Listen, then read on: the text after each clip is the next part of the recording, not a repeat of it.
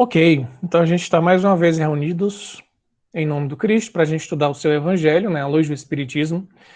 No último bloco do tema Lamento por Jerusalém, tema que está sendo conduzido pelo nosso amigo Israel e pela nossa amiga Júlia, a gente vai ver hoje mais 3 textos e comentários espirituais, certo? Que vão fechar esses comentários que a gente chama de comentários espirituais. A gente viu semana passada 3, hoje mais 3. E aí encerra também o estudo dessa passagem, né? Que é muito impactante, porque mostra Jesus se preocupando ali com o pessoal de Jerusalém e ele já se encaminhando para o final da missão dele. Né? Então a gente vai ler a perícope de novo e depois a gente começa as interações passando para os grupos. Então quem estiver acompanhando a nossa gravação, quiser ver, né, como é que começou esse estudo, vá lá no YouTube, nosso canal, e procure lá por Lamento por Jerusalém número 1, depois tem o número 2 e a gente está hoje fazendo o número 3. Ok? Diego está chegando. Eu vou colocar aqui para apresentar a tela. E já passando a bola para Israel e para Júlia. Câmbio, é com vocês, amigos. Olá, então, boa noite a todos. Bem-vindo à nossa segunda parte dos estudos dos comentários espirituais. A Júlia, não sei como é que ela está lá, se ela está comprometida em poder falar. Se de repente eu dou uma caída aqui, a Júlia assume aí. Estou podendo falar sim. Ah, tá. Boa noite.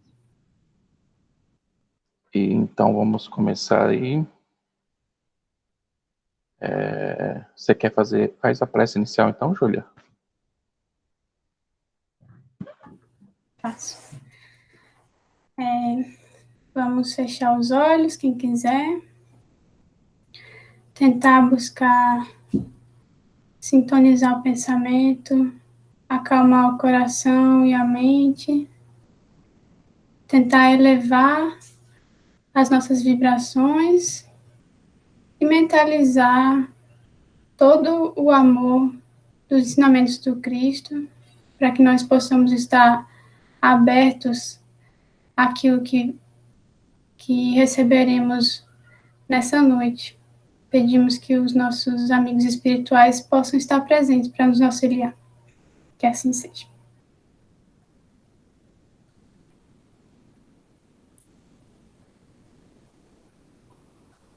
Que assim seja.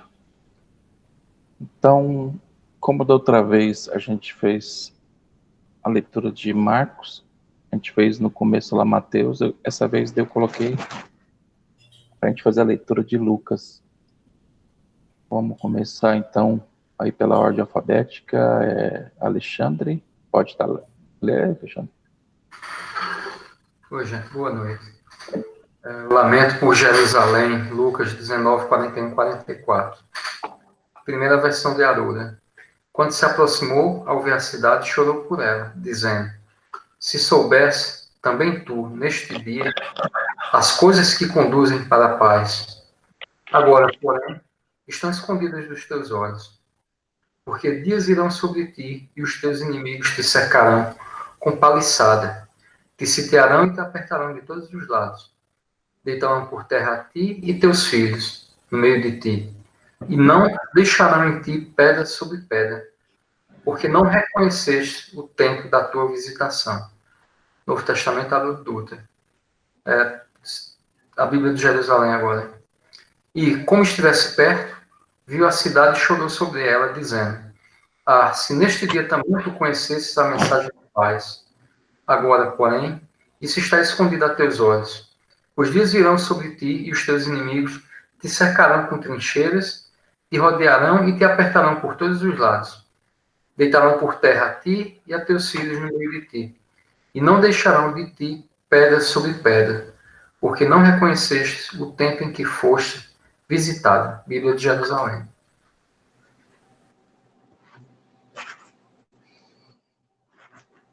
Não tem essa mensagem de Cruz e Souza, que eu achei também interessante, assim como eu coloquei uma mensagem na outra. Se João poderia estar lendo para nós, João, você que é nosso Sim. Poeta. Leio sim. Então a mensagem do Cruz de Souza, né, está no livro Ação, Vida e Luz. O título é Peregrino da Terra.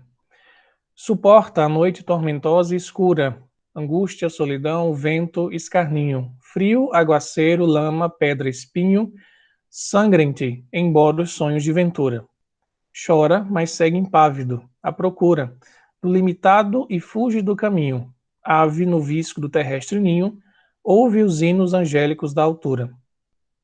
Conquanto a dor do peito, ermo e convulso, rompe a cadeia que te prende o pulso, arrasta-te na sombra atormentada. Vara os últimos pélagos das trevas, acima do calvário em que te elevas, rebrilha o sol de nova madrugada. Então tá aí a imagem do peregrino, né?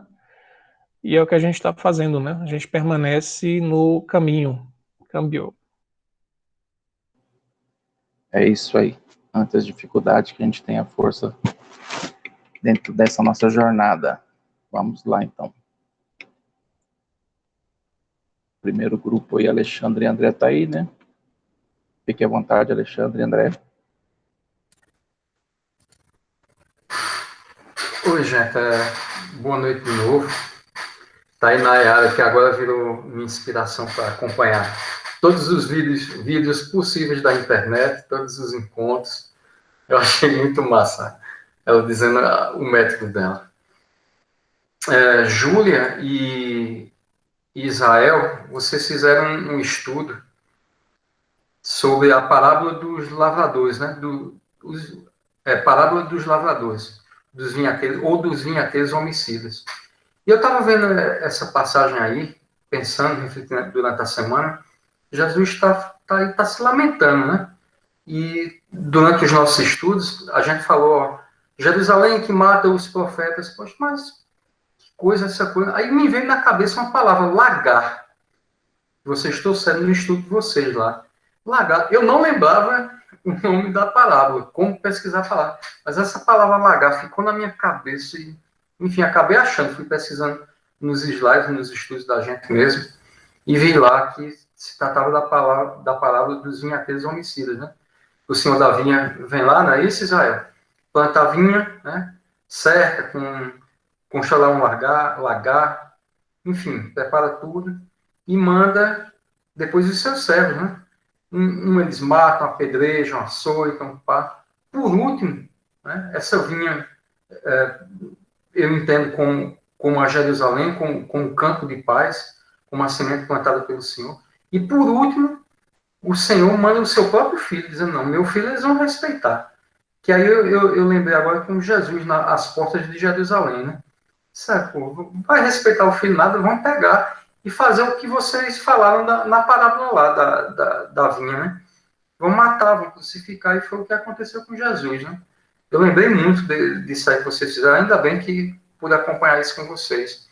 E aí, com o andar do estudo, né, esses comentários espirituais, essa parte de lamentação me tocou muito, inclusive nessa mensagem, porque ele fala do tempo. Se a gente pudesse refletir, né, nas oportunidades de serviço, mas também no tempo perdido, no tempo passado, né? Não sinto mais, eu tenho, graças a Deus, graças à doutrina espírita, ao convívio, ao estudo com vocês também, me libertar um bocado da culpa, né? O tempo perdido. Mas por que naquela época, por que eu com 20, 25, 30 anos, eu tinha acesso à doutrina espírita do mesmo jeito que eu tenho hoje, gente? Né? Meu avô era uma referência para mim no espiritismo, e não só para mim, mas como para muitas outras pessoas, e eu deixei de passar esse tempo, né? Mas aí vendo nessa leitura aí, é um trechozinho curto, em que apesar de que ele fala de que a gente deve refletir no tempo perdido, aproveitar para refletir o tempo perdido, a gente deve focar também na oportunidade de serviço. Então Jesus, às portas de Jerusalém, quando ele fala, né, mais uma das suas lamentações, né, ele diz inicialmente que, como no primeiro parágrafo aí, ela é uma lamentação que aplica-se mais ao coração do homem. É óbvio, né? Jesus não vinha aqui atrás de poder temporal, não vinha para exaltar mais um povo do que a outro, uma nação, uma cidade, uma fortificação. Então, quando ele exclama isso aí, e diz que, e ainda no comentário, né, do Espírito Emmanuel, quando ele diz que, imaginemos o que seria o mundo se cada criatura conhecesse o que lhe pertence à paz íntima, né? São as oportunidades de trabalho, de convivência feliz, respeitosa para com o próximo, principalmente respeitosa para com o próximo, aquele próximo mais próximo da gente, né? Eu tenho, graças a Deus, eu tenho um relacionamento muito feliz. A gente já vai entrar agora em março, está pertinho, há 15 anos num relacionamento saudável, tá? Mas, gente, isso acontece, é claro, em todos os relacionamentos, qualquer nível, seja fraterno, amoroso, paternal, materno, enfim. Sábado passado eu me peguei discutindo, né, numa esquina com o Jackson, 1h da manhã, na saída de um restaurante. Né? Assim, meu Deus do céu. E que coisa, o que é que pertence à minha paz? O que é que pertence à oportunidade de evitar justamente esses tipos de embate que desgastam, né? Também ensinam, né? Quando a gente está nos relacionamentos, as discussões, as desavenças, ensinam sim, mas eles podem também ser evitados. Se a gente compreendesse assim, o que é que pertence à paz, o que pertence no sentido de que o que é que a gente pode guardar dentro de nós como ferramenta, como escudo, né, para manter essa paz íntima, né? Então, eu podia ter evitado? Podia, né? Mas aí vem o orgulho, vem a certeza de que você sempre está certo naquilo ali. E naquele momento eu não quis abrir mão da discussão, né? Então, eu costumo dizer que eu pago com a moeda emocional, que eu venho amealhando ao longo do tempo, dos estudos, das reflexões espíritas, né? Eu crio uma psicosfera de paz, né? Mas ainda não tem bases sólidas, né? O evangelho, para mim, é recente, né? É tudo muito novo. Ainda que eu tenha visto por milhares de vezes em outras vidas, mas é sempre uma oportunidade de renovar, de compreender um pouquinho mais. Então, essa moedinha emocional que a gente aí eu pago o preço, eu pego e descarrego tudo de bom que eu vinha ameaçando, né? Em troca de uma discussão boba, não ensina, 1h da madrugada, na esquina de um restaurante. Ainda não foi uma discussão alta, não, gente. Foi baixaria, não. Mas paguei, né, por me sentir mal, por dormir mal, por demorar a dormir. E aí depois que vem assim, poxa, o que é que pertence à paz íntima? Se o mundo, né, compreendesse o que a gente pode, o que a gente já tem dentro de cada um de nós para manter essa paz íntima, né? E aí, quando Jesus continua aqui, diz, quando Emmanuel continua dizendo, atentemos para a assertiva do Mestre, ao menos neste dia. E eu reduzi para o de dia para, ao menos no momento em que a crise se avizinhar de nossas vidas, né, de nossas experiências, pelo menos por um momento, ou em uma só crise, a gente optar para receber esse Jesus, né, que está lá às portas dessa Jerusalém, que representa nossos corações. Eu vou falar do meu coração, porque se o meu coração for a Jerusalém, então ele ainda está repleto de hipocrisia também, né? Está repleto de maus comportamentos, de mau olhares, de mau olhar em relação à vida do próximo, ao comportamento do próximo, à vida alheia. A hipocrisia também se reveste muito disso, né? De apontar o erro alheio enquanto você se veste aquela capa sacerdotal. Então, se pelo menos uma vez, né, no meio de tantas discussões que a gente tem ao dia a dia, a gente pudesse receber Jesus às portas dessa Jerusalém, que representa os nossos corações, a gente ia ter a oportunidade de renovar, ressignificar toda a experiência que a gente vivencia, já vivenciou, e também as que a gente vai encarar pela frente. Eu acredito que cada nova experiência com o Evangelho, cada vez que a gente diz assim, pelo menos neste dia, eu decidi vivenciar um pouquinho mais do Evangelho do Cristo. É como meu pai, que faz parte da Alcoólicos Anônimos já há mais de 25 anos. Ele se orgulha muito disso, né? E ele não se orgulha dos 25 anos, não. É muito curioso isso nele, né? E agora me serve mais de lição ainda. Ele se orgulha por hoje, somente hoje, não ter bebido álcool, não ter ingerido álcool. Então, a ideia do Alcoólicos Anônimos, pelo menos hoje, evite o álcool. É só um dia. Mas a soma desses dias, né, se transforma em décadas, né?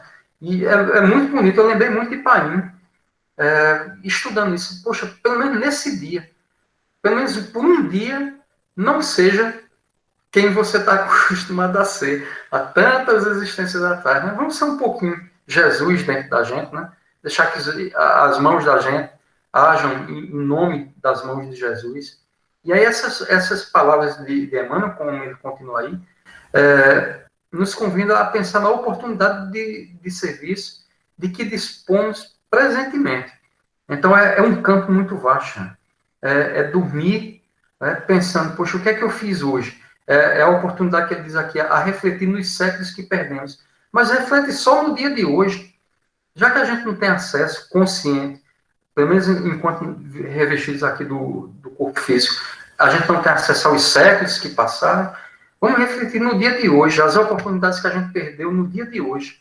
É um convite gostoso fazer assim, poxa, se ao menos nesse dia eu pudesse, ou eu optei por vivenciar um pouquinho mais do Evangelho do Cristo, né? Na hora de dormir, né? A gente vai pensar não nos séculos, mas na oportunidade que eu tive hoje, né, de vivenciar o Evangelho e não vivenciei. Então, eu reduzi esses séculos, esse dia, né, para um momento, né, e à noite fazer essa reflexão. Né? Poxa, hoje eu podia ter evitado aquela palavra mais grosseira, podia. Hoje eu podia ter sido um pouquinho mais eficiente no meu trabalho. Eu estou fazendo home office já. Eu nunca trabalhei tanto na minha vida. Juro por Deus. E aí tem horas que você também dá uma relaxada, né? Mas, rapaz, eu estou sendo pago para estar aqui sem fazer nada, de perna para cima, absolutamente nada. Aí dá aquele bichinho na consciência, assim, o bichinho do evangelho, saia daí agora, vai trabalhar, seu infeliz, seu vagabundo.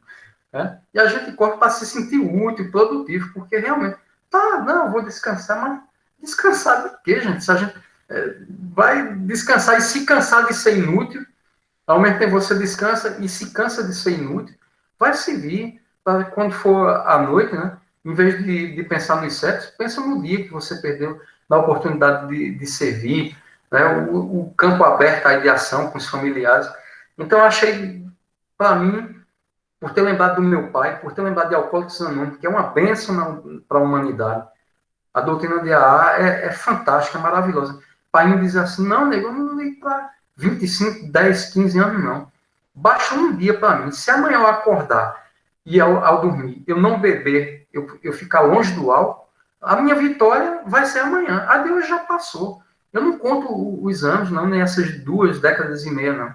Mas que massa, né? Puxa, aí agora eu vou buscar trazer isso graças ao estudo, nessas reflexões que a gente tem aqui, de dizer, poxa, ao menos neste dia, né, deixar que Jesus entre nessa Jerusalém no meu coração aí, que ainda anda bem parecido com a Jerusalém do tempo de Jesus. Então, gente, era isso que eu tinha para compartilhar aí. André também tem algo para dizer aí para vocês. Obrigado. Maravilha, amigo Alexandre. Show de bola. Quanto tempo eu tenho? Só para me... Ainda tem? Ainda tem 15 minutos, André. Então tá de boa. Eu não vi a hora que Alexandre começou, por isso que eu estou perguntando. Bem, eu destaquei uma frase, e deixa eu colocar o slide aqui, fixar, e eu vou lê-la.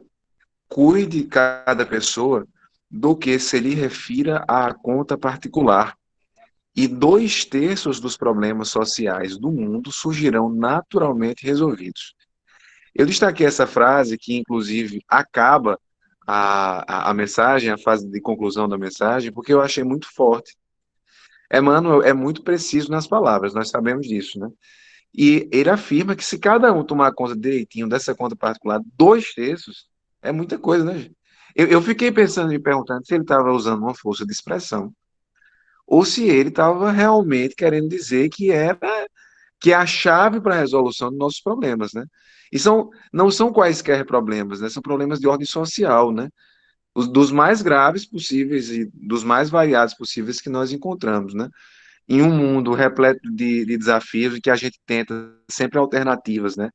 Aos problemas sociais que nós passamos, à fome, aos problemas ecológicos, né? Que estão muito em voga em razão das decisões, né, do governo federal últimas sobre o assunto, desafios de ordem do aborto, surgiu com a menina, né, a criança do Espírito Santo, né?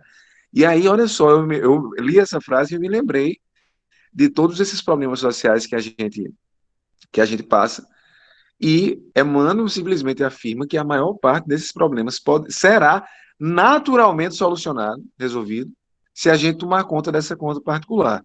Exercendo esse trabalho de formiguinha que o Evangelho propõe, né, de reforma íntima, é sempre isso. Né, toda a mensagem do Evangelho vai girar em torno disso. Não tem jeito, né? Transformação interior e tal. E aí eu estava relendo hoje essa mensagem, ainda há pouco, e nesse último parágrafo eu também queria destacar uma outra coisa que na primeira leitura não me ocorreu, sabe? E aí me ocorreu, porque aconteceu um fato depois, que eu também vou trazer.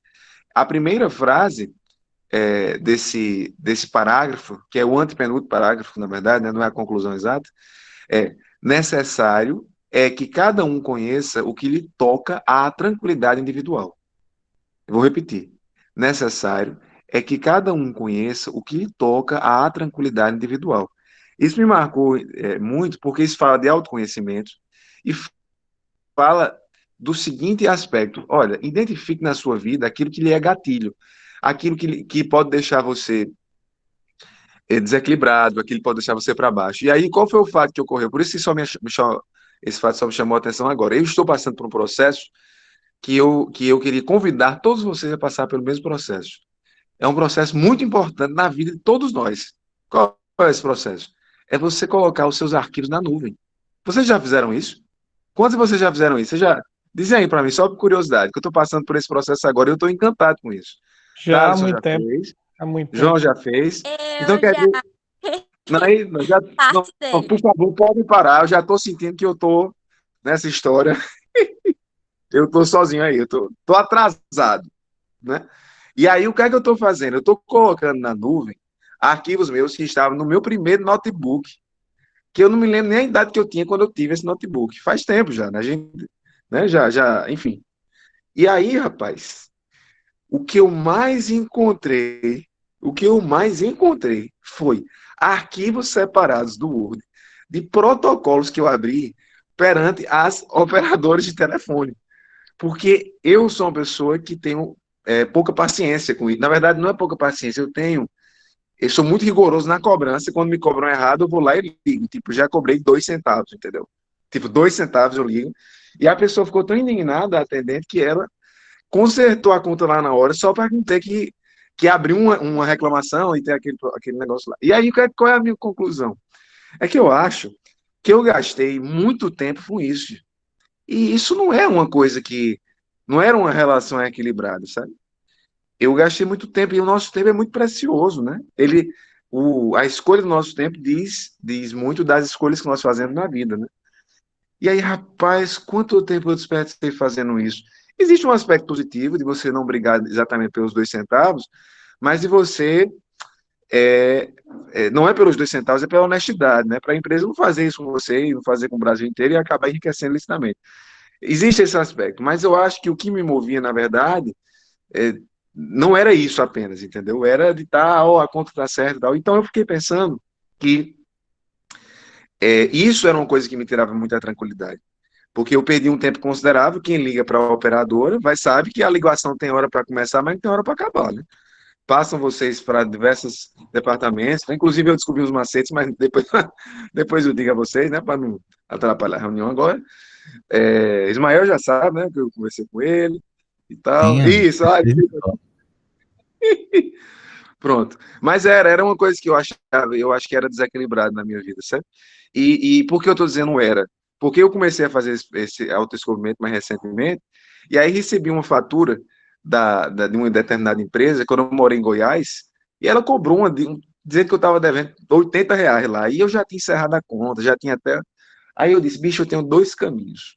Ou eu vou atrás desse negócio, e vai ser 2 horas de ligação, ou eu pago isso.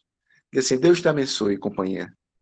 Vai, fica com esse dinheiro, que eu quero a minha tranquilidade nesse caso. E aí eu fiz isso, né? E eu percebo hoje que realmente foi a atitude naquele momento, ao menos, né? Que eu precisava ter para ter a tranquilidade que eu precisava ter, né? Então, eu acho importante esse processo, e eu acho que é isso que a Manu está chamando a atenção, para a gente identificar, né? O que é que nos tira a nossa paz no dia a dia. O que é que é claro que nós temos que ter enfrentamento, né? Não estou dizendo que a gente deve fugir das situações, Tem situações que a gente tem que enfrentar, por mais que sejam dolorosas, mas tem situações que a gente consegue contornar, que a gente consegue adiar para um outro momento que a gente esteja mais tranquilo, sei lá, um momento de férias, sei lá, e que a pessoa diz, não, aqui eu vou resolver só de burocracia, pronto, essa vai ser a hora da burocracia. E no dia a dia, a gente escolher privilegiar aquilo que nos soma mesmo. Porque esses pequenos contratempos no dia a dia, somados ao final, eles tiram alguns minutos do nosso sono, né, antes de dormir. Então é isso, eu acho que essa mensagem, mano, chama muita atenção para esse aspecto da paz, do que nos toca, dessas reflexões. Pode ser um caminho também. Mas bem, pronto, é isso. Câmbio. Pessoal, tem mais 7 minutinhos. Eu queria fazer só um comentário rápido, antes de Israel, outros companheiros. Do que a Mano falou dos 2 textos, eu lembrei de uma frase de Madre Teresa e do exemplo de Jesus com Joana de Cusa, né? Tinha pessoas que procuravam Madre Teresa dizendo assim, Madre, eu quero fazer parte da sua congregação, eu quero ser missionária, etc e tal.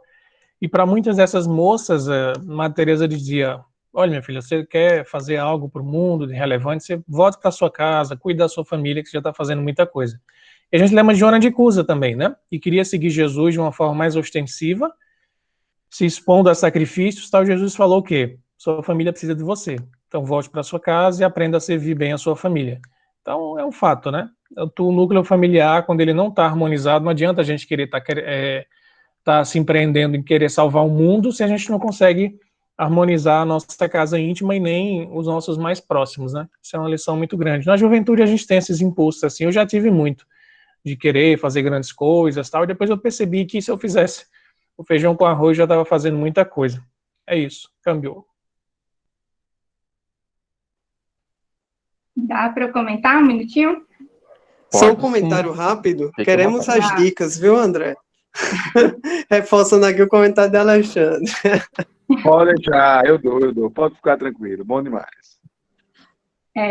Eu fiquei pensando muito aí no que vocês disseram de conhecer o que lhe pertence à paz íntima, né? E eu tenho esse jeito assim, né? Estouradinho e tal. Mas uma coisa para me tirar do sério, ao ponto de ficar com raiva, sabe? Aquela galera que fica com tanta raiva que chora, assim, né? Ou para ficar tremendo, desestruturada, é muito difícil, sabe? Eu consigo, de alguma forma, interromper e não me deixar chegar nesse nível. Então, são raras as vezes que eu chego nesse nível de realmente sentir no corpo a raiva, sabe? E quando acontece isso, que é cada vez mais raro hoje em dia, assim, eu tenho observado que é uma forma. O que eu faço? Quando eu sinto que eu começo a tremer, a cabeça dá aquele zoom, eu falei, cara, para aí. E aí, eu aprendi muito com o Ho'oponopono, né? E aí eu tento me recolher nesse momento, botar uma prece, usar o Ho'oponopono, ou tentar outras coisas de vibração. Mas eu uso essa resposta do meu corpo hoje eu percebo essa resposta do meu corpo que é uma oportunidade de eu me asserenar e tentar mudar essa vibração, sabe?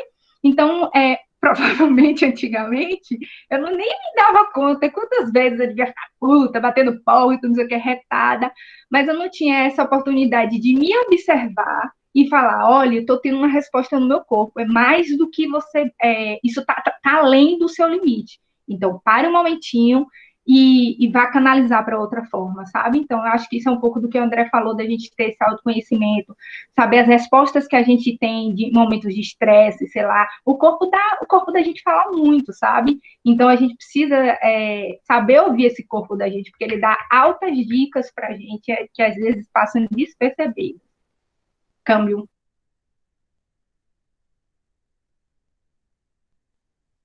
Tem mais 3 minutinhos, Israel, pessoal. Bom, eu acho que é o grande ponto dessa mensagem, é isso mesmo, as questões íntimas nossas, né? Porque muitas das vezes, nessa trajetória nossa de surgimento, de crescimento espiritual, muitas das vezes a gente se perde com a informação e conhecimento em si, em ter mais conhecimento do que a gente pode colocar em prática Porque muitas das vezes a gente quer resolver os problemas do mundo e não tem, às vezes, a forma para resolver os problemas íntimos, né? Eu vi uma história de um senhor ele foi encontrado morto, ele era um mendigo, né? Se não me engano, foi nos Estados Unidos. E foram ver, assim, ele tinha escritos, compêndios, vamos dizer assim, no tempo que ele estava na rua, abandonado, para resolver, vamos dizer assim, os problemas das finanças do país, as finanças públicas, né? Teoria, assim, fundamentada, porque ele era um indivíduo que era formado na área. Mas jogado na rua, vamos dizer assim, dentro daquela... Claro que tudo tem um sentido de ser, para reflexão para aquele espírito naquele momento, mas a mensagem que falava, vamos dizer assim, muitas das vezes a gente tem teorias para resolver os problemas do mundo e não tem, vamos dizer assim, esse olhar crítico de fazer essa reforma íntima, né? Então, é como o André está dizendo assim, da mensagem ali que fala assim, 2/3 é muita coisa, né? Eu estava pensando na hora que também eu li essa mensagem, o ato do homem mesmo pisar na lua, né? Que quando ele pisa na lua, ele fala assim que é um pequeno passo para um homem, mas é um salto para a humanidade, né? O feito de estar na lua é um salto para a humanidade. Então, se a gente fizer essas reformas íntimas, onde a gente está, vamos dizer assim, e entender as nossas limitações e fazer aquilo que nos cabe, já é um grande passo, né? Porque a gente fica esperando uma grande missão na nossa existência, sendo que a nossa grande missão é a reforma íntima, né? Daí talvez a crítica de Jesus, vamos dizer assim, para os fariseus, e até a permissão, vamos dizer assim, o próprio templo em si é a simbologia, vamos dizer assim, da existência, da carne, do corpo físico, né? Porque quantas vezes ele foi destruído para que eles enxergassem que o templo não era aquele, esse não é o templo é outro, mas a divindade nos permite, assim como Nai disse, os erros, vamos dizer assim, chegar no limite, esse é o exercício da vida, né? De a gente experimentar, falir, cair, mas entender, né? Não ficar só nesse movimento da superficialidade. A gente pode muito mais, mas a gente não pode tanto quanto a gente quer, né? A gente pode o tanto que é necessário. Acho que é isso. Quem Por quer mais? ordem, assim, pela ordem, como se diz. Time is over. Tempinho se foi.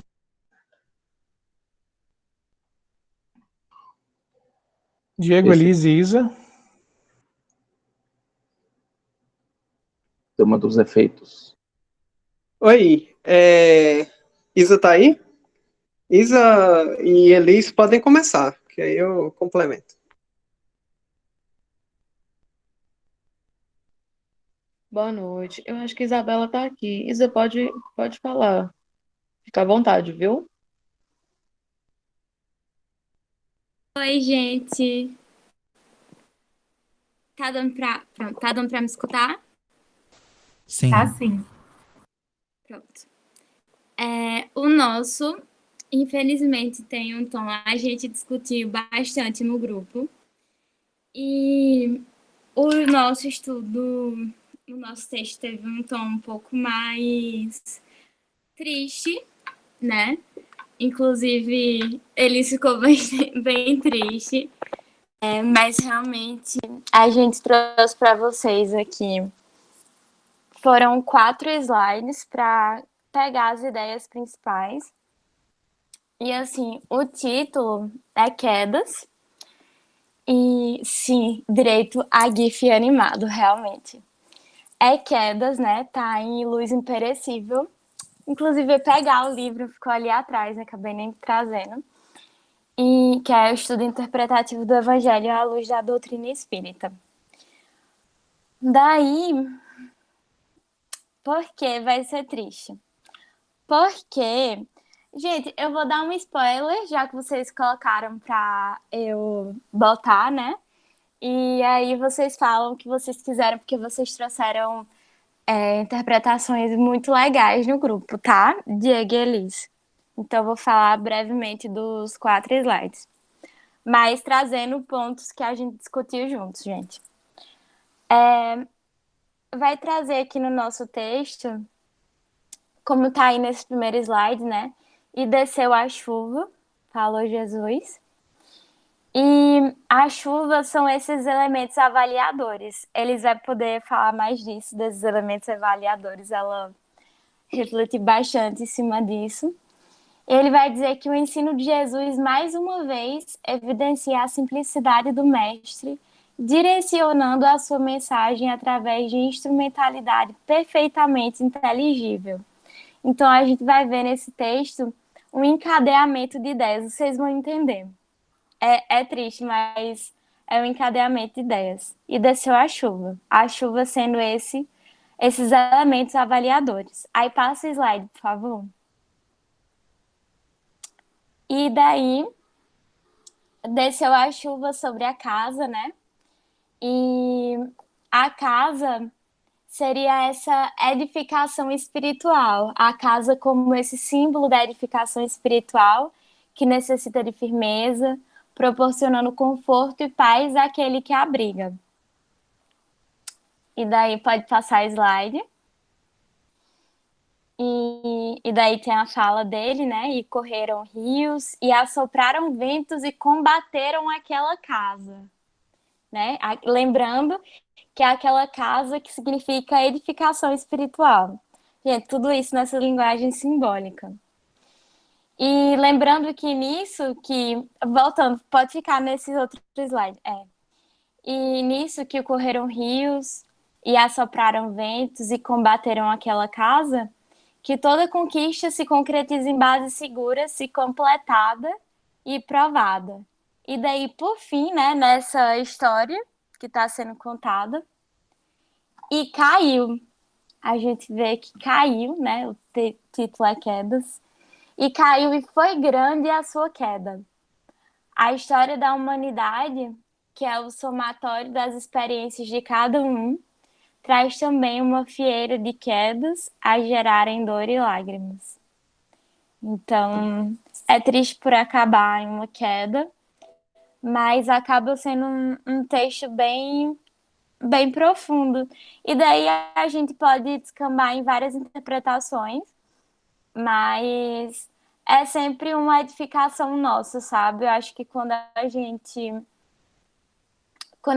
edifica algo, você pode trazer para vários campos da sua vida, mas eu trouxe muito para quando a gente edifica com bases sólidas algo na nossa vida, é muito mais difícil exatamente esses rios, esses ventos e tudo mais que vão combater a casa levar a essa queda. Por isso que é tão importante sempre os fundamentos, é tão importante sempre a base, sabe? Então, eu passo aos meus colegas de grupo. Câmbio.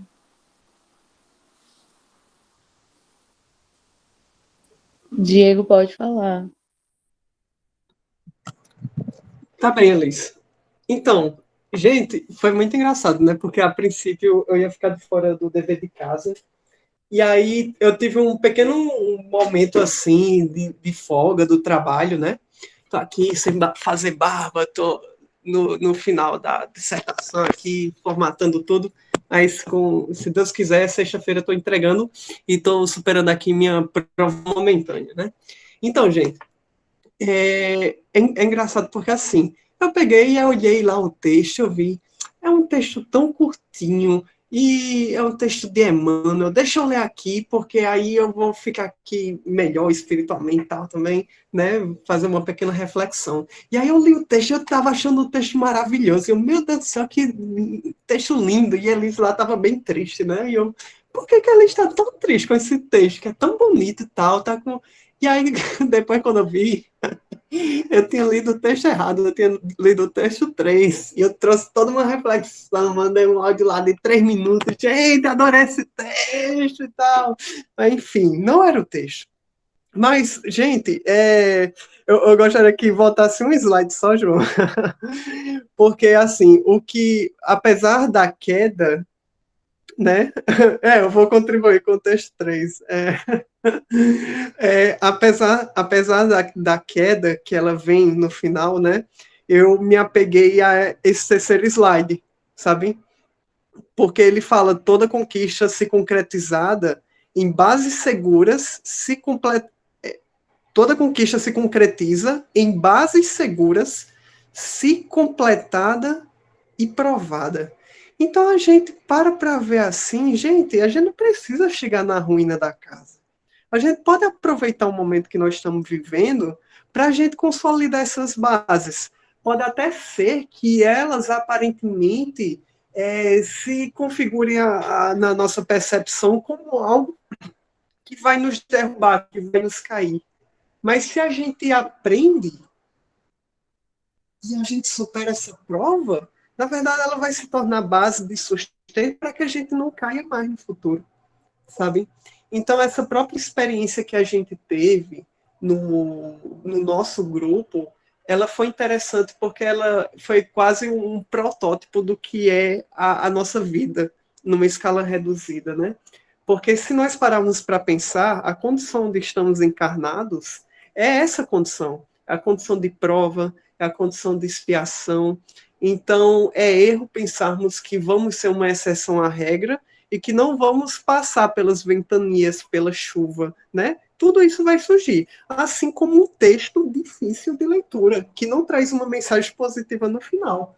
Mas mesmo assim, mesmo num texto que vai trazer críticas, que vai trazer essa lapada assim na gente, né? Vai dar aquele chicote assim de realidade, como a própria vida, né? Há tantas coisas que vêm nos perturbando, a emoção e os sentimentos nesses últimos dias, todos eles podem se tornar peças de construção dessa base sólida, né? Da nossa casa, da nossa morada interna do coração, né? Então, é isso, gente. A minha pequena reflexão aqui. É isso. Foi bem engraçado, viu? Mas eu não achei esse texto tão triste. Eu acho que é porque eu estava triste naquele momento. Mas ele traz algumas reflexões interessantes que convidam a gente a ter mais vigilância em relação à nossa vida e também em relação a esse momento que a gente está vivendo, né? Talvez o final do texto, como você falou, Isa falou, não é um final feliz. A gente sempre quer que o final seja feliz. Mas, às vezes, dos momentos de dificuldade e de dor, ou de destruição, já que a destruição é da lei, a gente consegue renascer, né? E eu só fiz algumas associações bem breves, vocês já fizeram os comentários, né? Que a casa é a mente da gente, que a chuva são as provas e as dificuldades que vêm para testar essa casa, como você já bem falou, Diego, que os rios e os ventos são as correntes mentais, são as emoções que às vezes tomam de conta da gente e a gente se deixa levar e precisa fazer uma meditação, precisa usar uma técnica, como a Naya falou, do Ho'oponopono, precisa tomar uma água, porque se a gente se deixa levar pelas emoções, a gente é capaz de fazer coisas que possivelmente a gente vai se arrepender, né? Então, são é como se fosse o turbilhão que é a vida. E se a gente não tiver uma raiz profunda e bem fincada, essa casa, ou o nosso corpo, a nossa mente, ele vai ruir. E eu estou trazendo, a gente tem a simbologia da casa sempre como uma estrutura fora da gente, né? Mas eu sempre sinto que quando há o estudo do Evangelho, a casa sempre é a nossa mente, ou como você falou, a morada do nosso coração. E aí, no final, eu achei interessante porque ele coloca assim, que muitas vezes a gente trata esses assuntos da imortalidade, da espiritualidade, de uma maneira muito pessoal, até mesmo com personalismo, ou com convenções transitórias. E aí é daí que vem o fato da gente não ter uma raiz ou um alicerce profundo que possa fazer com que essa casa tenha uma estrutura que aguente dificuldades, que aguente provas, né? E ele chama atenção ao final para isso, para essa necessidade da gente tentar nortear o nosso caminho de maneira a mudar a trajetória, como você bem falou, Diego, no final, né? A casa não precisa cair, mas se em algum momento a sua casa, a sua mente ou o seu corpo cair, você tem a certeza de que se pode recomeçar, né? E que são experiências, mas que é muito fruto dessa superficialidade, né? E a Danda conversando com o Nai, acho essa semana, acho que eu estou um pouco sentindo isso. Acho que é um momento também coletivo que a gente está vivendo, né? É um momento de desconstrução de coisas que elas não são essenciais para coisas que elas são verdadeiras e urgentes. Então, o texto tem muito a ver com isso. Talvez por isso ele tenha uma carga de tristeza, vamos dizer assim. Mas é isso.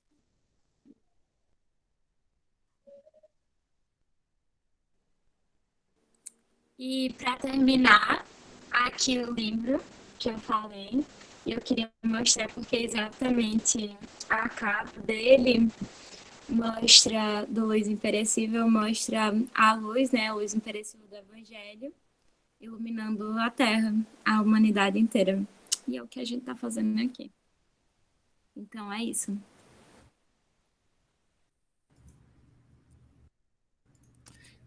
Esse livro, ele é um marco para o NEP, né?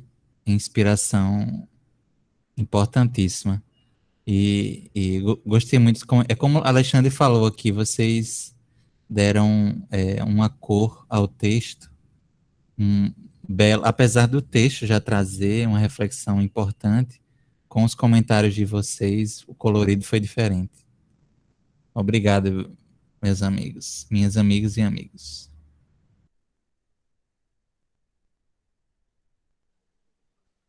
Mais alguém que fazer algum comentário? Tem 10 Pronto. minutos ainda, viu? O tempo tá bem folgado. Não, Quer só falar ia alguma falar coisa, do Júlia? comentário. Então, todo mundo achou o texto triste, mas eu não tinha achado. Apesar do final ser triste, ele foi um texto que me lembrou o NEP, porque várias vezes a gente se depara com perícopes que realmente despertam a gente, sabe? Tiram a gente desse sono que a gente às vezes cai, né? E assim, eu achei ele muito interessante esse texto. Aquilo que o Diego falou, a sua casa não precisa chegar a cair. Eu vi o texto como um alerta, e um alerta muito bom, porque eu vou ler um trechinho do texto para vocês, que eu achei interessante, que ele fala assim: muitos são os que, atingindo o ápice de difíceis empreitadas, vivem a desilusão de verem derrubados os mais autênticos ideais. Pensa como deve ser doloroso você achar que está tudo bem e, por exemplo, se a gente desencarnar, a gente descobre que estava tudo errado, né? A gente se depara com essa casa desmoronando. Por que não estar constantemente sendo lembrado de edificar melhor a sua casa, sabe? É muito mais interessante. Então, o texto também fala que sempre que há fracasso, a gente acaba por perceber que os assuntos que transcendem a vida imortal, eles estavam sendo tratados de maneira infantil, não da maneira como a gente precisava lidar com eles. Estavam sendo tratados com personalismo e com convenções transitórias. E ele faz alusão a uma quinta coisa, que é a areia, uma areia oscilante. A casa que está sobre a areia oscilante, ela vai acabar desmoronando se vier uma água, né? Então, achei interessantíssimo esse texto. E eu estava lendo um livro, minha mãe me deu um livro para eu ler ontem. Olha que impressionante, o nome do livro, deixa eu ver, é A Guerra da Arte, supere os bloqueios e vença suas batalhas interiores de criatividade. E esse livro é impressionante, eu li menos de um capítulo e eu estou impressionada, que é ele tentando despertar a gente para os nossos bloqueios, que a gente acaba levando eles de qualquer maneira, assim, na nossa vida, e ele faz o questionamento de que é preciso que a gente encare esse desmoronamento da casa para que a gente desperte. Como o Diego falou, a sua casa não precisa desmoronar, gente. O livro fala assim, é preciso que a resistência, ele chama de resistência, aleje e desfigure as nossas vidas para a gente se deparar com a nossa própria existência. Então, é uma reflexão muito interessante. Vamos despertar, não tem problema nenhum ficar revisando nossos pensamentos, ficar ali olhando com carinho para as nossas bases, que a gente sabe que elas não são muito seguras ainda. Não tem nenhuma vergonha em assumir isso. É interessante para a gente assumir isso, poder abertamente construir isso com nossos amigos, por exemplo. Eles podem olhar de outras formas e nos ajudar em diferentes questões, em despertar, sabe? Muito interessante esse texto. É isso. Na verdade, o que me chamou tem tempo ainda, João? Tem 7 minutos ainda.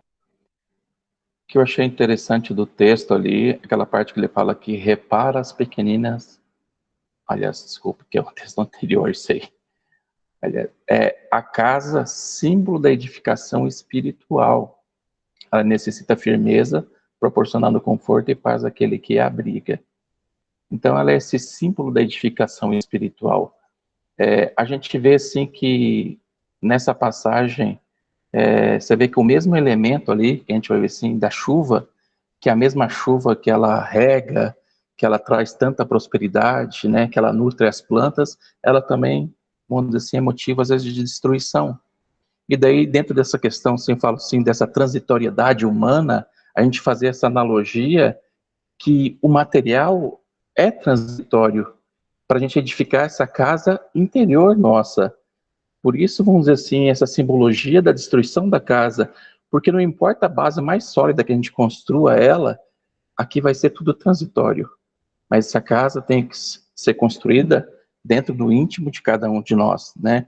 Então, até esse momento que a gente vive hoje na humanidade, desse vírus, vamos dizer assim, nos chamando a atenção dessa questão nossa mesmo, de que vibra o psiquismo no nosso planeta Terra, nos chamando a atenção para essa questão do interior, esse exercício do templo, não mais o externo, né, mas sim a questão do templo interno, né, porque tudo vai ruir, as nossas formas vão ruir, né, com o tempo a gente vai se desvencilhar nesse ser que evolui, de perder essas formas que a gente tem aqui como ponto de referência ainda humano, mas dentro do exercício da vida, que nem, não lembro quem colocou ali, que fala assim, muitas das vezes o sofrimento, ele não é só dor, ele é aprendizado, porque ele nos mostra essa transitoriedade, né? Esse elemento frágil que nós somos materialmente, até a gente se descobrir, porque a gente está nesse período de transição, vamos dizer assim, de se compreender e se ser imortal que todos somos,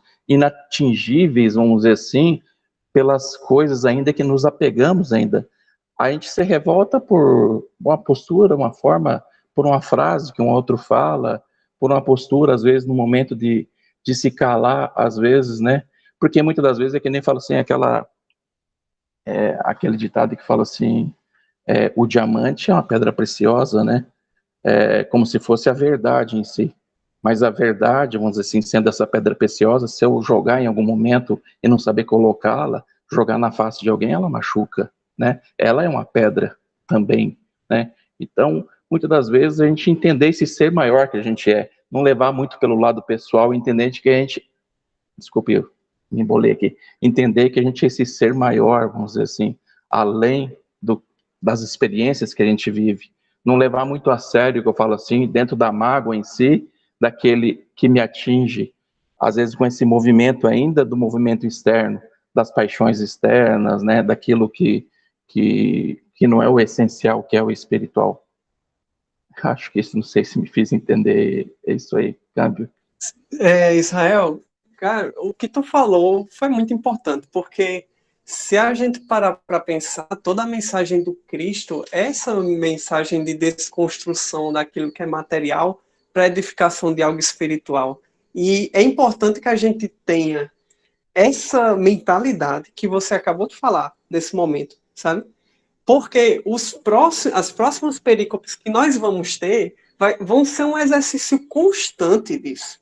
Um exercício de desconstrução, de percebermos que a aparente falência do homem Jesus na terra, com a sua morte, com a sua crucificação, que é tudo que a gente vai ver nos próximos meses, né, nos próximos anos, até o final de Mateus, na verdade, é uma exaltação da vida eterna, de uma vida que ela está além do material.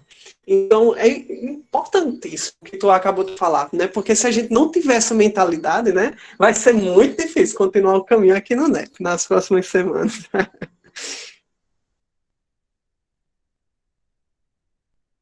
Interessante, Diego. Até coloquei um comentário aí.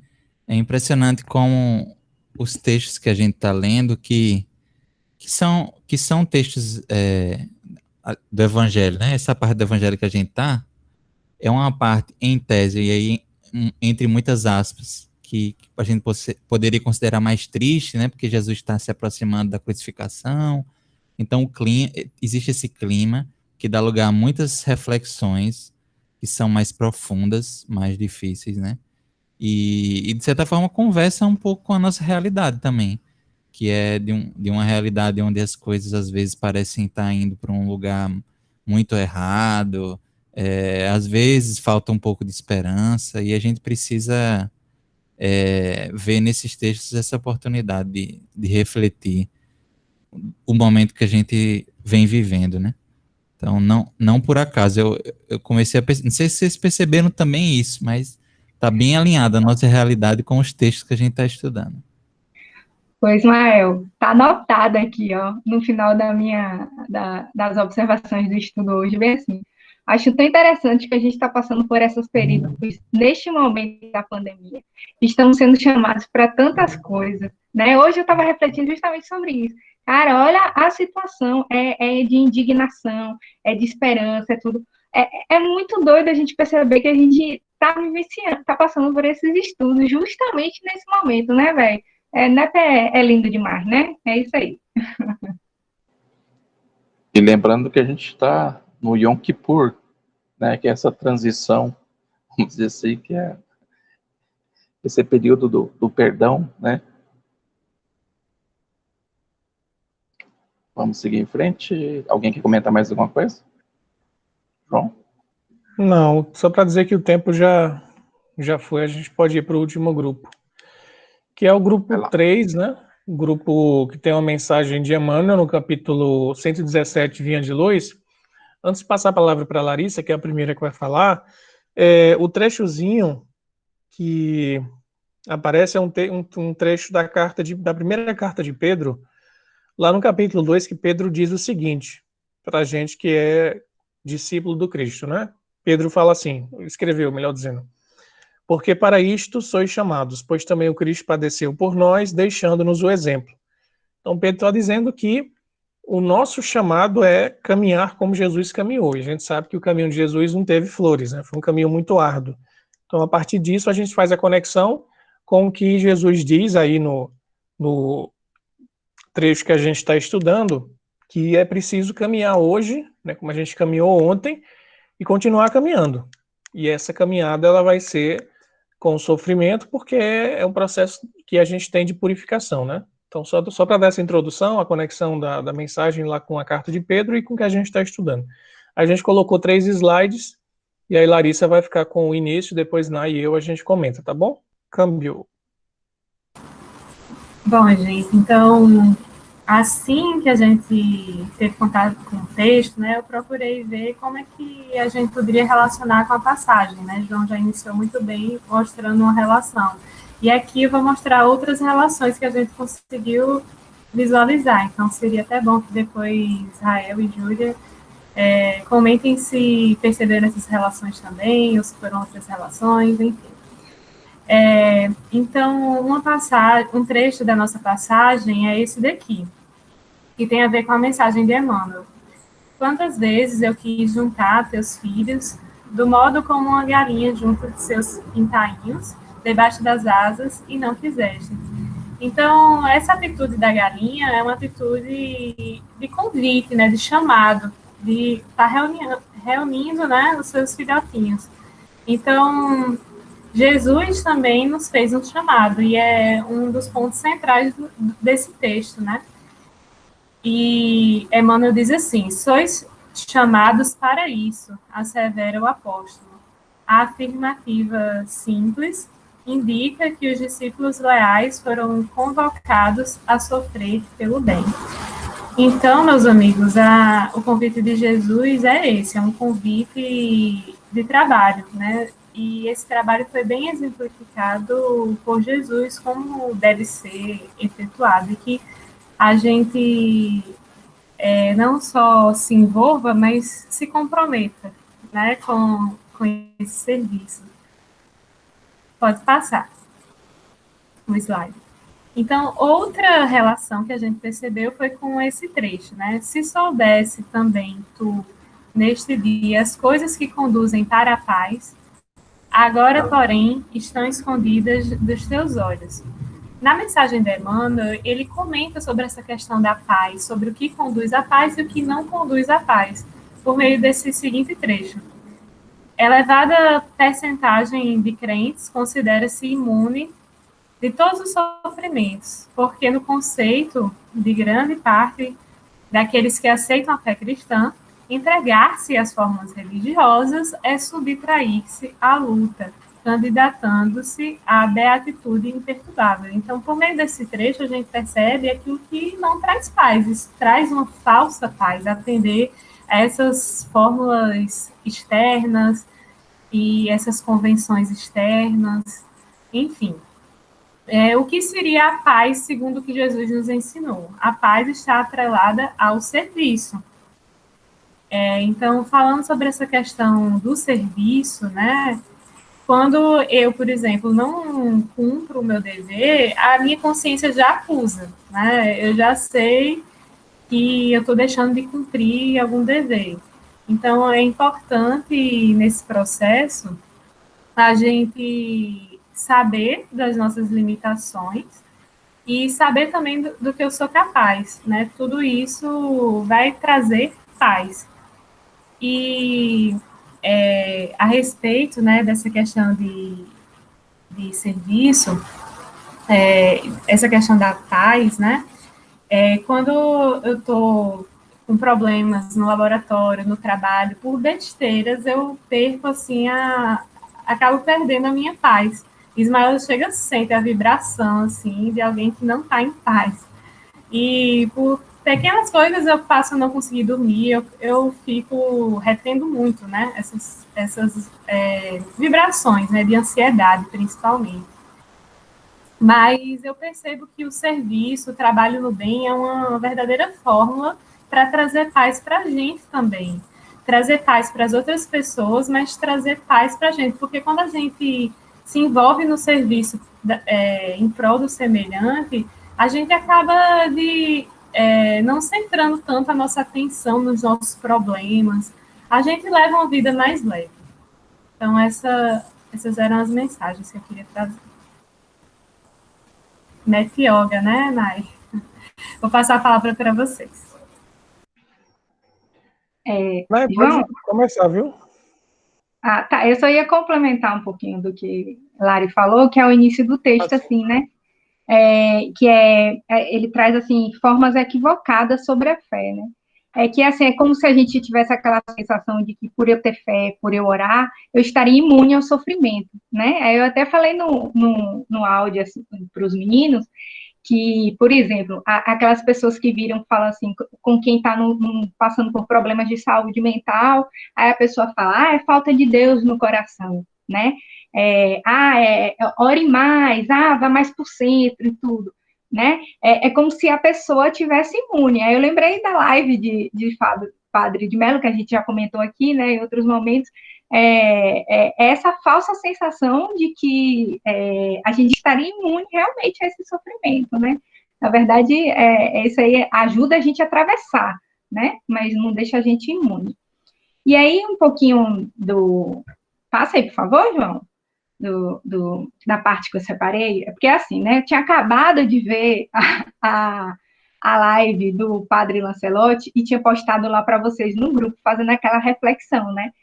Será que a gente está fazendo o suficiente? Enfim. Aí eu acabei de ler a live, escrevi para vocês, sentei para ler o estudo. Aí veio esse texto de Emmanuel, justamente para essa chamada do necessidade de serviço, né?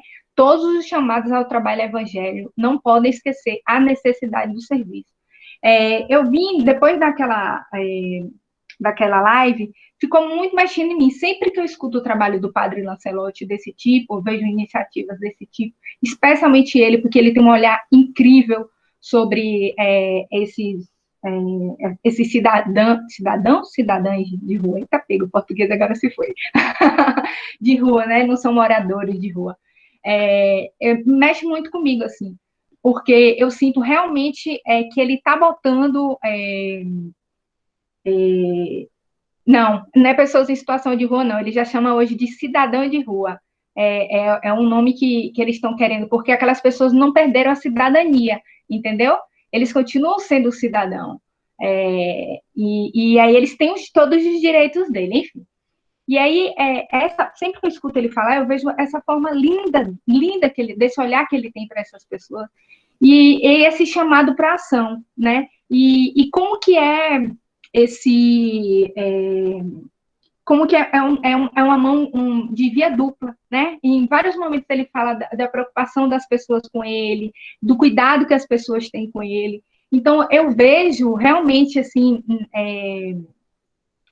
nessas ações dele, mas que a gente também vê de diversas formas, isso aí é esse serviço que Jesus espera da gente, né?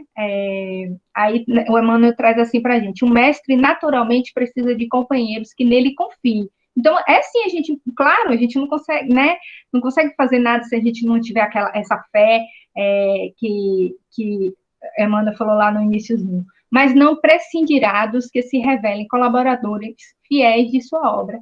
Então, eu já vinha refletindo muito, os últimos textos vêm trazendo a gente para essa questão da ação, né? Desde lá de Pastorino, vários textos, hoje mesmo já foi falado, André falou sobre isso, da nossa ação, né? Do serviço que a gente está. Então, assim, eu fiquei muito pensando, esse trecho me trouxe muito a reflexão de como que a gente está colaborando, né? Será que, como eu botei lá no grupo aquele dia, será que a gente está dando o nosso máximo? Será que a gente não pode fazer mais, assim? Eu acho que, como a gente disse na estante, a gente já está tendo muitos chamados. Quando acabar essa pandemia, né? Eu sei que a gente tem que agir agora, não é lá na frente, mas agora a gente está impossibilitado de agir de várias formas. Mas lá na frente, quando acabar tudo isso, como que esse chamado tocou na gente, vai ter tocado na gente, né? Então, a gente aproveitar essa oportunidade desses chamados para a gente pensar nas nossas ações futuras, do quanto realmente a gente pode oferecer, se a gente está dando o nosso máximo. Assim, essa foi a reflexão que ficou para mim desse texto de Emmanuel. Câmbio. Bom, vocês estão vendo aí no slide, né, que está marcado em negrito o meu nome, o Ginai, porque eu tinha pensado também em falar desse trecho, onde Jesus vai apontar com muita clareza, né, conforme as palavras de Emmanuel, que a gente só vai, de fato, vivenciar o caminho proposto pelo Cristo e a gente abraçar o serviço, né? Então, o título da mensagem é muito forte: para isto, né? Então, não tem dúvida, assim, eu estou entrando em contato com Cristo por quê? Eu estou querendo seguir o Evangelho por quê? Para servir. Se a gente tiver com alguma outra intenção, algum outro objetivo, seja de interesse pessoal ou mesmo de um grupo, mas desde que esse interesse de grupo seja para favorecer só aquele grupo, a gente não está seguindo a finalidade que o Cristo não só falou, né, explicitamente, como vivenciou. Então não tem como, para quem realmente passa as páginas do Evangelho, você lê realmente tudo que está escrito, sem fazer recorte, sem fazer jogo de palavras para beneficiar determinado pensamento, você vê na integralidade da mensagem da vivência, não tem como você deixar de perceber que o cristão, aquele que aceita andar andar pelo caminho estreito, passar pela porta estreita, tomar sobre si a sua cruz, ele vai ter uma vida de serviço. E ele vai ter que se posicionar nas situações que a gente tem no dia a dia de modo muito claro, né? Jesus não espera que a gente seja o famoso em cima do muro, então você tem que tomar uma posição na sua família, com você mesmo, né? A gente às vezes fica passando a mão na cabeça da gente toda hora, se desculpando, encontrando justificativas para tentar empurrar com a barriga um vício moral que a gente tem, uma conduta errada que a gente tem. Então, assim, é um compromisso, como Larissa falou, integral, né? Um compromisso integral. Não tem como você estar querendo usar o evangelho para outras coisas. Digo, não tem como, no sentido assim, você não vai tirar nada daquilo no final das contas, você vai conseguir, no mais das vezes, alguns ganhos, né? Assim, muito efêmero, em termos de substância, mas no final você não vai atingir a meta, que é o que Jesus propõe. E ele, no trecho que a gente está estudando, fala da paz, né? Fala para o pessoal, se vocês soubessem, né, o que conduz a essa paz, vocês estão aí brigando toda hora, matando os profetas, calando a voz daqueles que trazem a mensagem, dão exemplo, como João Batista, né, contemporâneo do Cristo, foi assassinado, e o pessoal não sabia.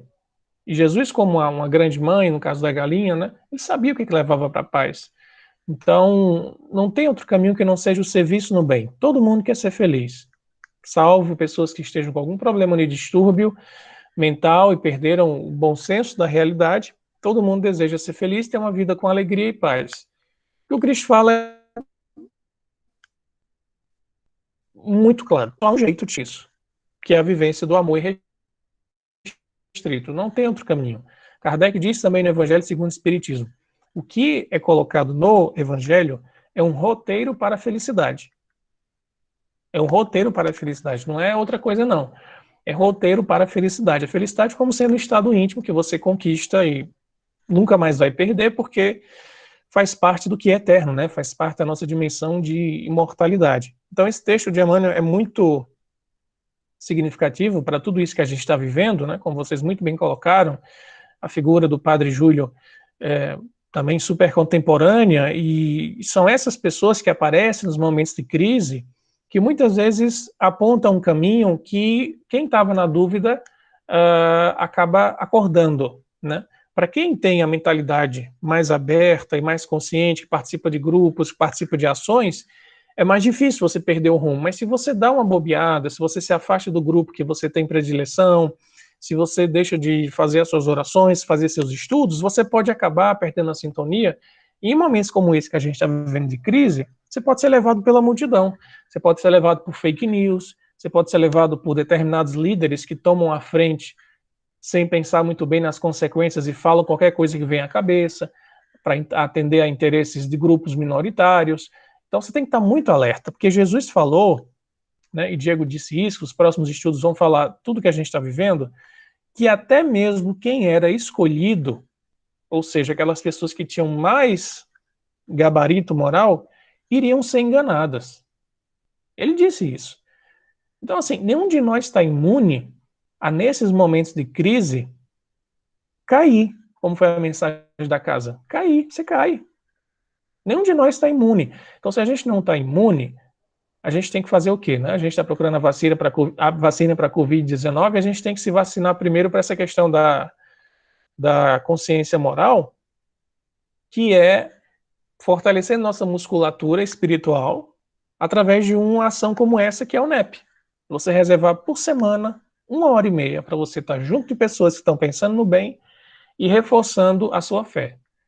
Você separar uma vez por semana um momento de você ir até uma família que está precisando de auxílio material.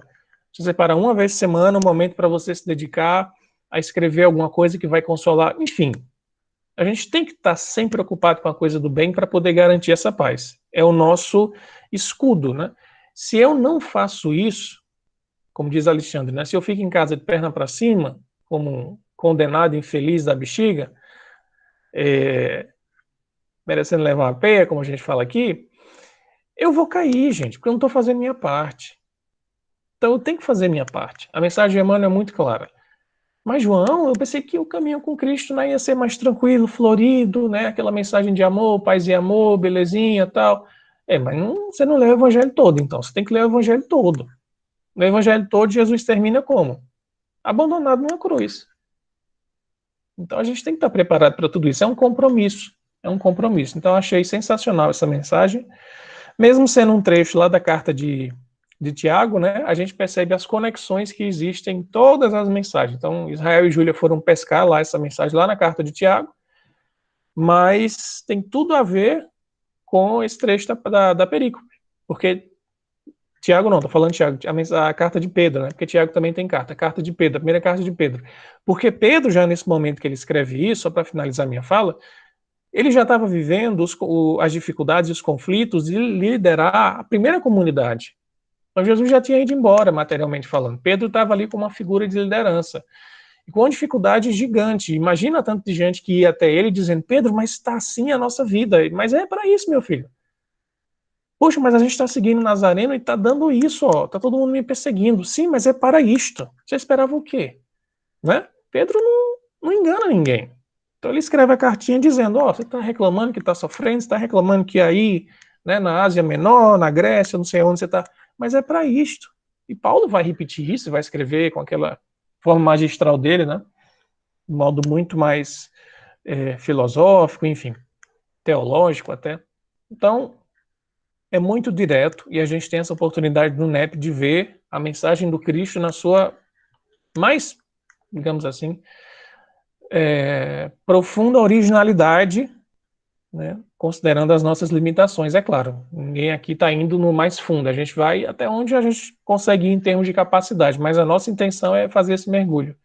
E fica aí, né, o convite para a gente permanecer nessa caminhada e tentar evitar as quedas. Câmbio, a gente tem ainda mais 7 minutinhos para quem quiser falar. Se alguém não quiser comentar mais, não quiser comentar eu mais. queria comentar só um negocinho. Tá. Tu leu o texto? Fale aí, vá.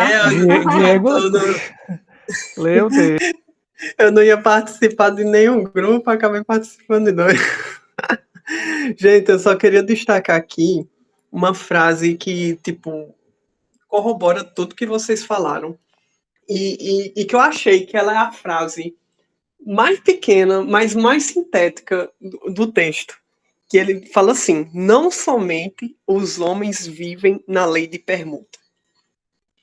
É de uma profundidade tão grande, porque ela traz uma reflexão para a universalidade da lei do trabalho, sabe? Porque é engraçado, às vezes a gente quer se eximir ao trabalho e a gente não para refletir que as nossas próprias condições humanas, elas estão sujeitas ao trabalho. Para que a gente não atrofie as nossas pernas, os nossos braços, a gente tem que se movimentar, a gente tem que trabalhar.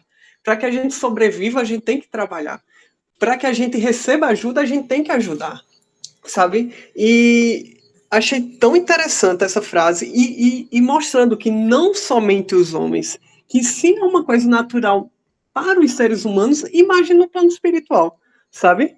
Então foi assim, só essa reflexão que eu tive sobre, caramba, às vezes a gente tem uma idealização muito passiva, muito contemplativa do que é esse estado de harmonia, do que é a espiritualidade maior. Enquanto que, se a gente parar para pensar, a felicidade está justamente pautada nisso, em seguir as leis de Deus, em seguir trabalhando, seguir operando, seguir sendo útil. Isso é a origem da felicidade. Câmbio.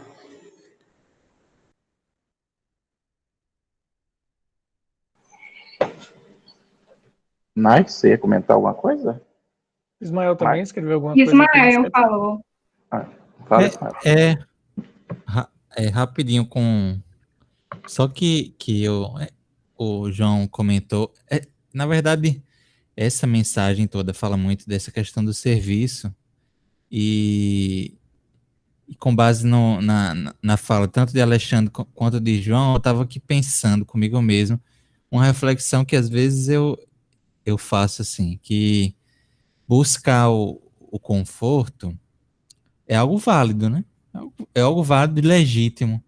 Mas não sei se vocês vão concordar comigo, eu acho que a tranquilidade nesse mundo, assim, no sentido desse estado de calmaria, a tranquilidade ainda não pertence a esse mundo. Se você tá muito calmo, tranquilo, das duas, ou você é um espírito superior já, que consegue estar em serviço em situações complicadas, mas mesmo assim manter a serenidade, ou então você está na inércia. Você está provavelmente privando as pessoas do seu serviço. Haroldo fala isso, né, André? Realmente, eu estou me lembrando agora que isso provavelmente veio de alguma reflexão, de alguma palestra do Haroldo. Isso, nossa, eu acho muito profundo e acho que tem muito a ver com a mensagem nos trazendo o valor desse serviço, né? E como às vezes a gente se acomoda, né? E isso é preciso estar vigilante a isso, né? Eu falo por mim que às vezes a gente simplesmente quer jogar tudo pro ar e não vou fazer mais nada agora. O mundo já me trata tão mal, eu vou agora fazer mais nada. Mas a gente precisa estar vigilante com isso, porque é muito prejudicial para o ser humano, principalmente nesse tempo que a gente está vivendo, né? Como o Alexandre falou, a gente não está acostumado e a gente não é desenvolvido, ser humano, para viver do jeito que a gente está. Parado num canto, sem contato com as pessoas, isolado, sem estar se movimentando. Então, isso não é natural do ser humano, viver um certo estado de inércia. Então, isso é incômodo, é um estado não natural, mas que é provisório e tem sua validade de reflexão. Câmbio. Gente, eu posso falar uma coisinha? Posso comentar? Claro. Pode. Tem tempo ainda, Thales, por favor. Então, isso que Ismael falou me lembrou de uma situação que eu pude vivenciar, né? Eu escutei muitas palestras, de Valdo, Haroldo, essa galera toda. Só que eu aprendi isso com uma pessoa que nunca ouviu falar de nenhum deles. Eu acho que essa que é a graça da vida, né? Eu tô passando por um processo muito tenso na quarentena. Não só eu, obviamente.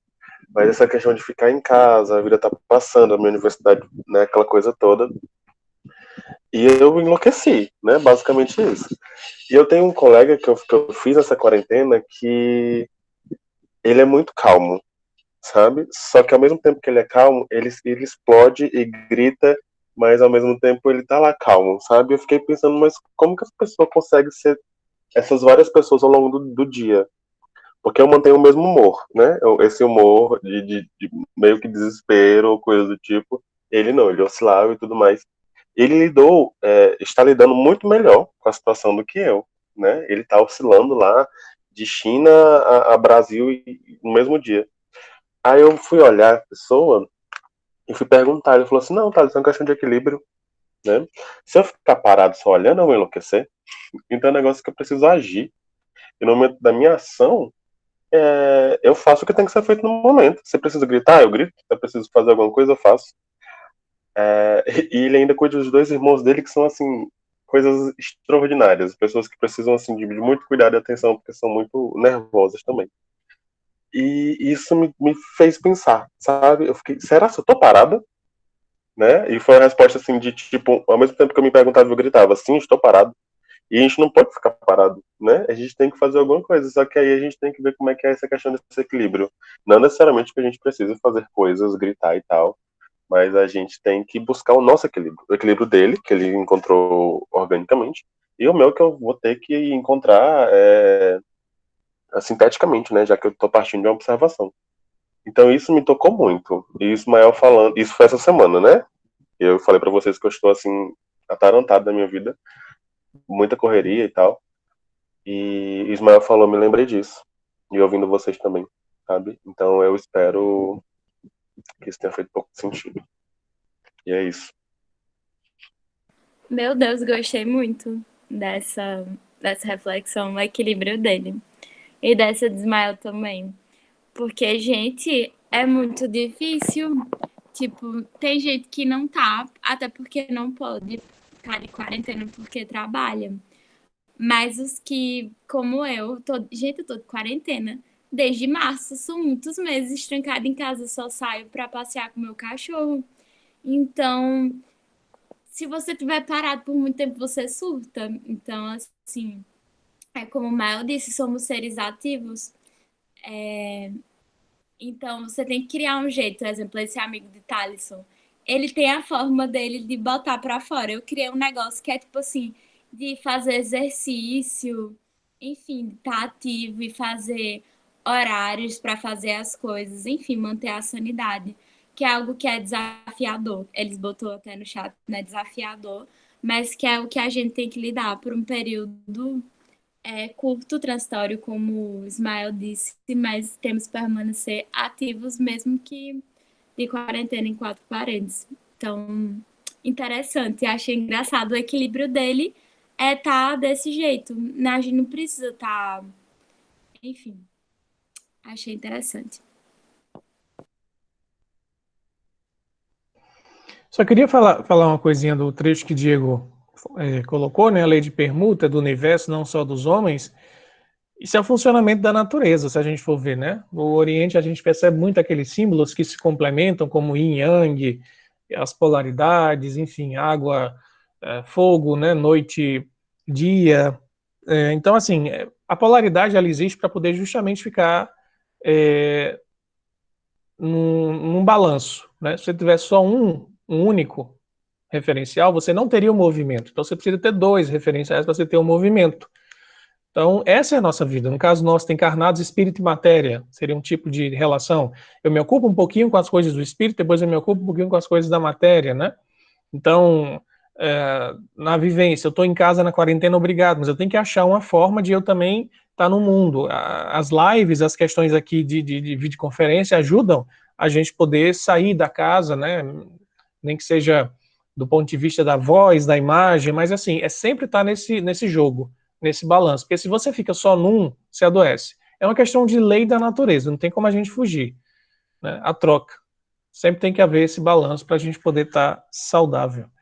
Câmbio, a gente só tem mais 2 minutinhos. O assunto é muito instigante, né? Tem tudo a ver com o que a gente está passando na pandemia, mas para a felicidade de André, acho que a gente poderia já encaminhar aí para a cantoria. Só para fechar, já que você tocou Pois ali, não. só para reflexão, já vai entrar na música aí, que você falou lá da questão do oriental em si. Essa semana a gente estava estudando no grupo de Campina Grande lá, a questão da cura da filha da mulher cananeia. E no livro lá de Severino Celestino, ele tem um comentário, ele fala, não vou ler o comentário, só falo o ressalto de Lao Tse, ele fala lá do Tao Te King, né? Ele fala que a frase que ele diz que a doçura triunfa da dureza, a fraqueza triunfa da força. Dentro dessa questão que você estava falando de equilíbrio, é isso a frase. Meu. Nais, quer comentar? Não, Júlia, o meu, assim, é um pouquinho, uma coisa que eu fiquei refletindo hoje, uma coisa que aconteceu, mas se você for falar sobre o estudo, assim, pode falar, eu conto lá no grupo depois. Tá bom. Só para fechar o estudo, então, que eu achei, assim, muito, muito cirúrgico, muito, assim, perspicaz de vocês colocarem o Padre Júlio, porque ele é uma figura, assim, que ele está recebendo ameaças recentemente, por ser uma pessoa que está botando a mão na massa de uma maneira que chega a incomodar algumas pessoas. Então, ele está trabalhando com as pessoas mais marginalizadas da nossa sociedade, que são as pessoas que a gente, pessoas comuns, muitas vezes não temos coragem, nem às vezes não temos possibilidade de ir lá e tratar elas. Então, ele trabalha com pessoas marginalizadas na rua, na Cracolândia, mulheres trans, que são, se a gente olhar, são a margem da nossa sociedade. São pessoas que estão muito, muito longe dos direitos e das necessidades básicas, assim, de uma vida tranquila, e ele está lá dando o básico para elas, e ele está recebendo ameaças por isso. Então, eu achei muito interessante, porque o último texto da gente, uma das relações que eu tinha feito era justamente quando Jesus falava para aquela raposa, né? Que aquela raposa queria matá-lo pelo trabalho de caridade que ele fazia. E Jesus foi muito direto em falar que ele precisava continuar o trabalho dele, né? Haja o que houver, ele continuasse. E a outra relação que eu achei muito interessante, que todos vocês pontuaram, a Nay falou assim, será que a gente está fazendo tudo que a gente precisa fazer, tudo que a gente pode, tudo que a gente deve? O Diego falou da lei do trabalho, o Thaleson falou também, o Ismael, será que a gente está fazendo tudo? E esse texto, ele traz um trechinho muito interessante, que ele fala justamente que não é razoável que por séculos e séculos, os mesmos espíritos estejam nos bancos escolares da experiência humana, tendo tudo à mão, sabe? Obtendo, por exemplo, o que a gente recebe aqui hoje, o ensinamento assim, bem mastigadinho para a gente, para que a gente faça alguma coisa com ele. É razoável que esses espíritos continuem recebendo esse ensinamento sem colocá-lo em prática? E aí o texto fala que não é razoável. E aí a relação que eu fiz com a perícope é justamente a da casa que ficará em abandono, porque a oportunidade não está sendo aproveitada. Então, a casa vai ficar abandonada até que a gente diga, bendito que vem em nome do Senhor. Ou seja, até que a gente desperte para aproveitar essa oportunidade que a gente está tendo. E, nesse momento, eu fiz uma ligação com os 3 textos, eu nem tinha percebido, eu percebi agora que os 3 textos estão conectados, porque lá no primeiro texto tem um trechinho que fala que o homem encarnado, ele dispõe de um tempo glorioso que a gente ganha de Deus, para aproveitar aqui. Então, a gente falou muito sobre, não perde esse tempo com besteira, mas a gente não chegou a falar a gente está aproveitando esse tempo com as coisas muito importantes. No segundo texto, a gente falou sobre, o Israel falou isso, eu achei interessantíssimo. O Israel falou assim, gente, a gente está se preocupando com a casa, se ela vai ruir, mas o Israel falou, ela vai ruir, gente. Essa nossa realidade, ela é transitória. Ela vai ruir. Então, aproveite esse tempo para fazer o que é necessário realmente. Então, vamos despertar e fazer, e usar do nosso conhecimento precioso que a gente recebe aqui para quem realmente precisa, para quem não está recebendo nem um pouco disso, né? É isso. Achei incrível vocês trazerem o padre e o estudo foi ótimo. Amei. Obrigada a todo mundo. Valeu, gente. Pela hora já. Qual é a música, né? Que Gaiozinho vai cantar pra gente? Escolham aí.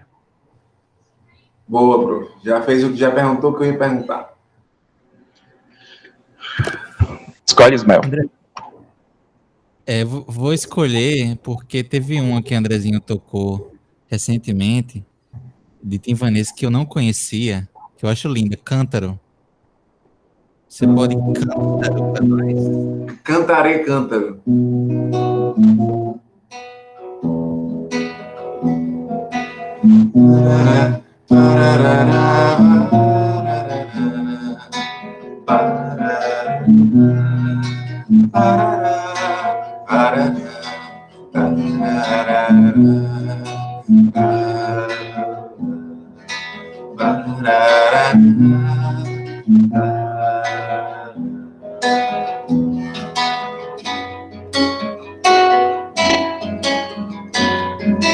Como falas tu comigo, sendo eu samaritana, te revelas, meu amigo, justo eu, mulher insana, ó Galileia. Junto ao poço busco água, e me trazes água viva. Tu me compreendes no inconsciente, tenho sede na alma vencida. Com teus olhos me divisas e me livras da armadilha, onde os homens, os maridos, os altares deste mundo, ó Galileia.